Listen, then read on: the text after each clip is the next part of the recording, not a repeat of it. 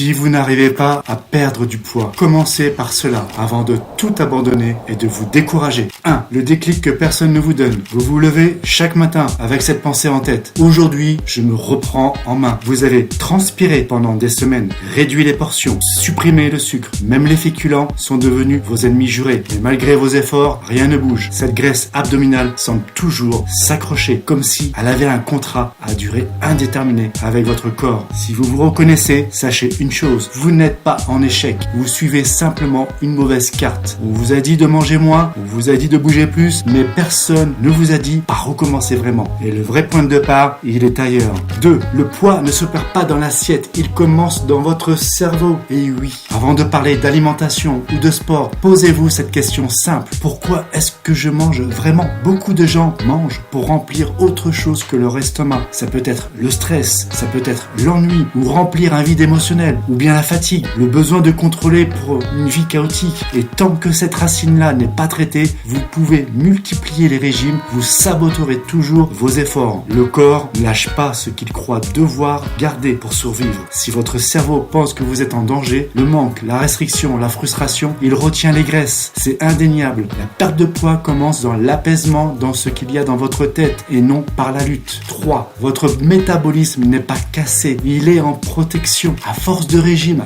restrictif, de jeûne excessif ou de cardio à outrance, votre corps entre en mode alerte rouge. Il ralentit, il stocke, il résiste. Et vous croyez que c'est votre faute? Non, c'est simplement un mécanisme de survie. Le vrai secret, il faut réapprendre à nourrir votre corps, pas en quantité, mais en qualité et en régularité. Il faut rassurer votre biologie interne et parler à votre corps. Tu peux lâcher, tu n'es plus en danger. Rassure-toi dès à présent, je suis avec toi dans ce lâcher-prise. C'est à ce moment-là que le métabolisme se réveille. Et là, la transformation peut ainsi commencer. 4. C'est en arrêtant de vous battre contre votre corps que tout peut être réalisé. Le corps n'est pas votre ennemi. Ce n'est pas un problème à corriger. C'est un allié qui vous parle. Quand vous êtes épuisé après un régime, il vous parle. Quand vous avez envie de sucre après 22 heures, il vous parle. Quand vous perdez 3 kilos pour en reprendre 5, il vous parle. Il vous supplie de l'écouter. La question, ce n'est plus comment perdre du poids, c'est qu'est-ce que mon corps essaie de me dire? Qu'est-ce que mon corps a besoin en ce moment même? Plus vous allez écouter votre corps, plus vous allez le libérer et plus vous allez vous libérer également. C'est indéniable. 5. Ce que vous pouvez faire